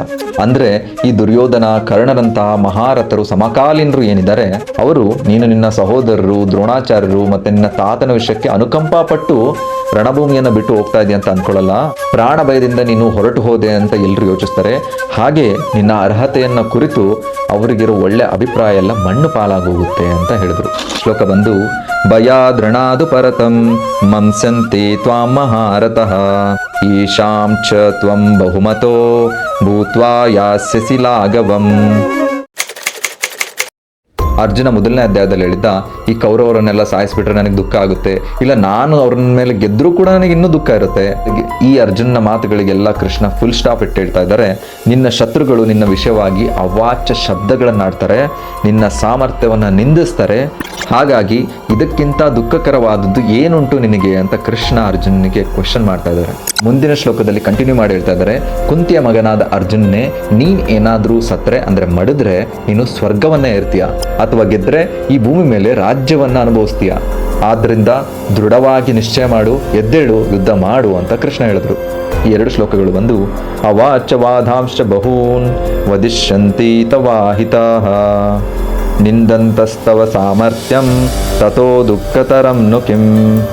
37ನೇ ಶ್ಲೋಕ ಬಂದು, ಹತೋ ವಾ ಪ್ರಾಪ್ಸ್ಯಸಿ ಸ್ವರ್ಗಂ ಜಿತ್ವಾ ವಾ ಭೋಕ್ಷಸೇ ಮಹೀಂ ತಸ್ಮಾದುತ್ತಿಷ್ಠ ಕೌಂತೇಯ ಯುದ್ಧಾಯ ಕೃತ ನಿಶ್ಚಯಃ. ಈ ಬದುಕು ಅನ್ನೋ ರಣರಂಗದಲ್ಲಿ ನಾವು ಯಾವ ರೀತಿ ಯುದ್ಧ ಮಾಡಬೇಕು ಅನ್ನೋದನ್ನ ಈ ಶ್ಲೋಕದಲ್ಲಿ ಈಸಿಲಿ ಕಲಿಬಹುದು. ಕೃಷ್ಣ ಅರ್ಜುನನಿಗೆ ಯಾವ ರೀತಿ ಯುದ್ಧ ಮಾಡಬೇಕು ಅಂತ ಈ ಶ್ಲೋಕದಲ್ಲಿ ಹೇಳ್ತಾ ಇದ್ದಾರೆ. ಶ್ಲೋಕ ಬಂದು, ಸುಖ ದುಃಖೇ ಸಮೇ ಕೃತ್ವಾ ಲಾಭ ಲಾಭೌ ಜಯ ಜಯೌ ತಥೋ ಯುದ್ಧಾಯ ಯುಜ್ಯಸ್ವ ನೈವಂ ಪಾಪಂ ಅವಾಪ್ಸ್ಯಸಿ. ಹಾಗಂದ್ರೆ ನೀನು ಯುದ್ಧ ಮಾಡಬೇಕಾದ್ರೆ ಸುಖ ದುಃಖಗಳನ್ನ, ಜಯ ಅಪಜಯಗಳನ್ನ, ಲಾಭ ನಷ್ಟಗಳನ್ನ ಕುರಿತು ಚಿಂತಿಸದೆ ಪರಿಗಣಿಸದೇನೆ ನೀನು ಯುದ್ಧ ಮಾಡಬೇಕು. ಅವಾಗ ನಿನಗೆ ಯಾವ ಪಾಪದ ಲೇಪವೂ ಹತ್ತೋದಿಲ್ಲ ಅಂತ. ಈಗ ಕೃಷ್ಣ ಹೇಳ್ತಿರೋದು ಸ್ವಲ್ಪ ವಿಚಿತ್ರ ಅನ್ನಿಸ್ಬೋದು. ಯಾಕಂತಂದ್ರೆ ನಾವು ಯುದ್ಧ ಮಾಡೋದೇ ಲಾಭಕ್ಕೋಸ್ಕರ, ಸುಖಕ್ಕೋಸ್ಕರ ಮತ್ತೆ ಜಯಕ್ಕೋಸ್ಕರ. ಆದ್ರೆ ಕೃಷ್ಣ ಇಲ್ಲಿ ಅವುಗಳನ್ನ ಯಾವುದನ್ನು ನೀನು ಪರಿಗಣಿಸೋಂಗಿಲ್ಲ ಅಂತ ಹೇಳ್ತಿದ್ದಾರೆ. ಹಾಗಂದ್ರೆ ಏನಿದ್ರ ಅರ್ಥ ಅಂತಂದ್ರೆ, ಅರ್ಜುನ ನೀನು ನಿನಗೋಸ್ಕರ ಯುದ್ಧ ಮಾಡೋದಲ್ಲ, ನೀನು ನನಗೋಸ್ಕರ ಅಂದ್ರೆ ಕೃಷ್ಣನಿಗೋಸ್ಕರ ಯುದ್ಧ ಮಾಡಬೇಕು ಅನ್ನೋದು ಈ ಮಾತಿನ ಸೂಚನೆ. ಇದಕ್ಕೆ ನಾವು ಕೃಷ್ಣ ಕಾನ್ಷಿಯಸ್ನೆಸ್ ಅಥವಾ ಕೃಷ್ಣ ಪ್ರಜ್ಞೆನಲ್ಲಿ ವರ್ಕ್ ಮಾಡೋದು ಅಥವಾ ಸರ್ವಿಸ್ ಮಾಡೋದು ಅಂತ ಕರಿತೀವಿ. ನೀವು ಮೊದಲನೇ ಅಧ್ಯಾಯವನ್ನ ನೆನೆಸ್ಕೊಂಡ್ರೆ ಅರ್ಜುನ ಏನೇನೆಲ್ಲ ಪ್ರಾಬ್ಲಮ್ಸ್ನ ಹೇಳ್ದ, ಅದು ಅವನಿಗೋಸ್ಕರ ಅವನು ಯುದ್ಧ ಮಾಡಿದ್ರೆ ಬರೋ ಪ್ರಾಬ್ಲಮ್ಸ್ಗಳು. ಅದಕ್ಕೆ ಕೃಷ್ಣ ಇಲ್ಲಿ ಹೇಳ್ತಿರೋದು, ನೀನು ನಿನಗೋಸ್ಕರ ಅಲ್ಲ ನನಗೋಸ್ಕರ ನೀನು ಯುದ್ಧ ಮಾಡಬೇಕು ಅಂತ. ಯಾಕಂತಂದ್ರೆ ಅರ್ಜುನ ಆಲ್ರೆಡಿ ಹೇಳ್ಬಿಟ್ಟ, ನಾನು ಸನ್ಯಾಸಿಯಾಗಿ ಬದುಕಲಿಕ್ಕೂ ರೆಡಿ ಅಥವಾ ಭಿಕ್ಷುಕನಾಗಿ ಬದುಕಲಿಕ್ಕೂ ರೆಡಿ, ನನಗೆ ಈ ಯುದ್ಧ ಬೇಡ ಅಂತ. ಆದ್ರೆ ಈ ಯುದ್ಧ ನಡೀತಿರೋದು ಧರ್ಮ ಸಂಸ್ಥಾಪನೆಗೋಸ್ಕರ ಅಂತ ನಾವು ಆಲ್ರೆಡಿ ಕಲ್ತ್ವಿ. ಆ ಧರ್ಮವನ್ನ ಸಂಸ್ಥಾಪನೆ ಮಾಡೋನು ಯಾರು? ಶ್ರೀಕೃಷ್ಣ ಪರಮಾತ್ಮ. ಸೊ ಇವಾಗ ಅರ್ಜುನ ಕೃಷ್ಣ ಪರಮಾತ್ಮನಿಗೋಸ್ಕರ ಯುದ್ಧ ಮಾಡಬೇಕು ಹೊರತು ಅವನಿಗೋಸ್ಕರ ಅಲ್ಲ. ಅದನ್ನ ನಾವು ಕೃಷ್ಣ ಪ್ರಜ್ಞೆಯಲ್ಲಿ ಸೇವೆ ಮಾಡೋದು ಅಂತ ಕರಿತೀವಿ. ಇವನ್ ನಾವು ಕೂಡ ನಮ್ಮ ಜೀವನದಲ್ಲಿ ಸುಖನೇ ಬೇಕು, ಲಾಭನೇ ಬೇಕು, ಜಯನೇ ಬೇಕು ಅಂತ ಹೊಡೆದಾಡ್ತಾ ಇರ್ತೀವಿ. ಅದೆಲ್ಲ ಬಂದ್ರೆ ನಾನು ಕಂಫರ್ಟ್ ಆಗಿರ್ಬೋದು, ನನಗೆ ತೃಪ್ತಿ ಸಿಗುತ್ತೆ ಅಂತ. ಆದ್ರೆ ಯಾವಾಗ ನೀವು ಕೃಷ್ಣನ ತೃಪ್ತಿಗೋಸ್ಕರ ವರ್ಕ್ ಮಾಡ್ಲಿಕ್ಕೆ ಸ್ಟಾರ್ಟ್ ಮಾಡ್ತೀರಾ, ಸೇವೆ ಮಾಡ್ಲಿಕ್ಕೆ ಸ್ಟಾರ್ಟ್ ಮಾಡ್ತೀರಾ, ಅವಾಗ ಇದೆಲ್ಲ ಪರಿಗಣನೆಗೆ ಬರೋದಿಲ್ಲ. ಮತ್ತೆ ಕೃಷ್ಣನ ಮಾತಿನ ಪ್ರಕಾರ ಯಾರು ತನ್ನ ಜೀವನದಲ್ಲೂ ಈ ಕ್ವಾಲಿಟೀಸ್ನ ಅಳವಡಿಸ್ಕೊಂತ ಬರ್ತಾನೆ, ಅವನು ಕೃಷ್ಣನಿಗೆ ಹತ್ರ ಆಗ್ತಾ ಬರ್ತಾನೆ. ಮುಂದಿನ ಶ್ಲೋಕದಿಂದ ಕೃಷ್ಣ ಯಾವ ರೀತಿ ನೀವು ಕೃಷ್ಣ ಪ್ರಜ್ಞೆನಲ್ಲಿ ವರ್ಕ್ ಮಾಡ್ಬೋದು, ಕರ್ಮ ಫಲ ಇಲ್ಲದೇನೆ ವರ್ಕ್ ಮಾಡ್ಬೋದು ಅಂತ ಹೇಳ್ತಾ ಹೋಗ್ತಾರೆ. ಮುಂದಿನ ಶ್ಲೋಕಗಳನ್ನ ಮಿಸ್ ಮಾಡ್ಕೋಬೇಡಿ. ಹಾಗೆ ಡೈಲಿ ಬಂದು ಈ ಪೇಜ್ನ ಹೊಸ ಶ್ಲೋಕಗಳಿಗೋಸ್ಕರ ಚೆಕ್ ಮಾಡೋದನ್ನ ಮರಿಬೇಡಿ. ಹರೇ ಕೃಷ್ಣ.